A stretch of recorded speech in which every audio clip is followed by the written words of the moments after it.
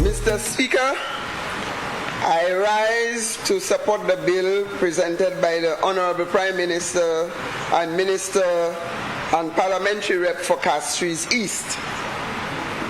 Mr. Speaker, it would have been a serious oversight on my part if I did not take the floor in this honorable House to represent a sizable population of St. Lucia referred to as women. And Mr. Speaker, when I heard the leader of the opposition made comments earlier with regards to the situation of a highly recognized woman in St. Lucia, I said, don't go there. Don't hit your opponent where your opponent is strong. And I'm telling you, Mr. Speaker, that this government is very strong when it comes to representing women and men in this country.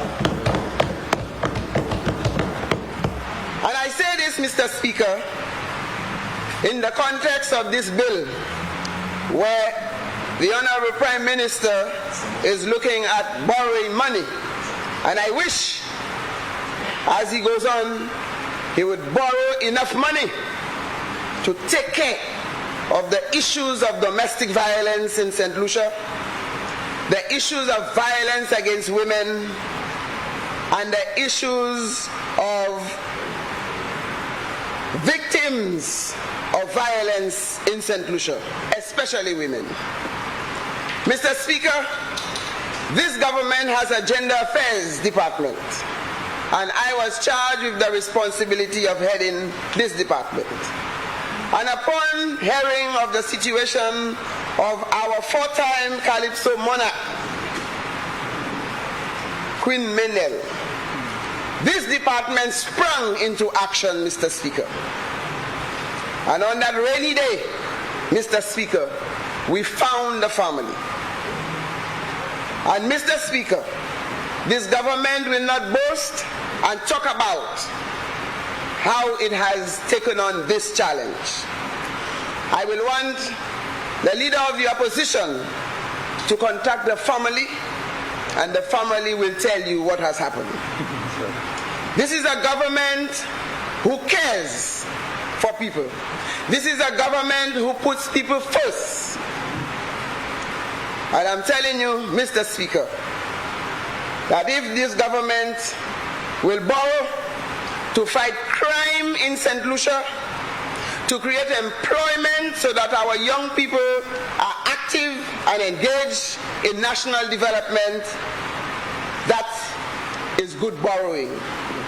It's borrowing to put money into good use for production, for development and advancement in this society. Mr. Speaker, I speak in this House with emotion, and I did not want to bring this matter into this House because we want Minel to recover in private. We want her family to reflect. And because of this, I'm saying that this government is committed to continue to give support to the family until the day when she will be able to speak for herself. Mr. Speaker, I also heard about St. Jude's.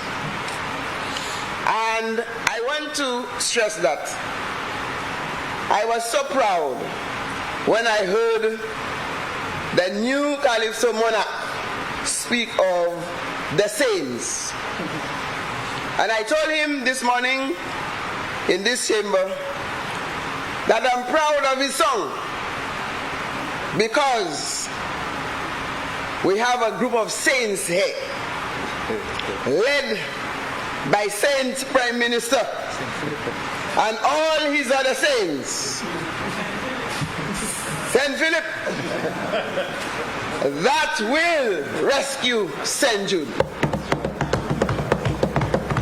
I'm very convinced that in the coming months that St. Jude will get some form of attention and we will bring it back to life. Because the saints have gathered, and on the 26th of July 2021, God sent these saints not just to save St. Jude, but to save St. Lucia. Mr. Speaker, I am in strong support of the decision by the Honorable Prime Minister to borrow money to do what is right for St. Lucia. And I look forward to the full implementation and the commitment that we have made for transparency in the national development. With this, Mr. Speaker, I lend my support to the bill presented by the Honorable Prime Minister and Parliamentary Rep for Castries East. I thank you.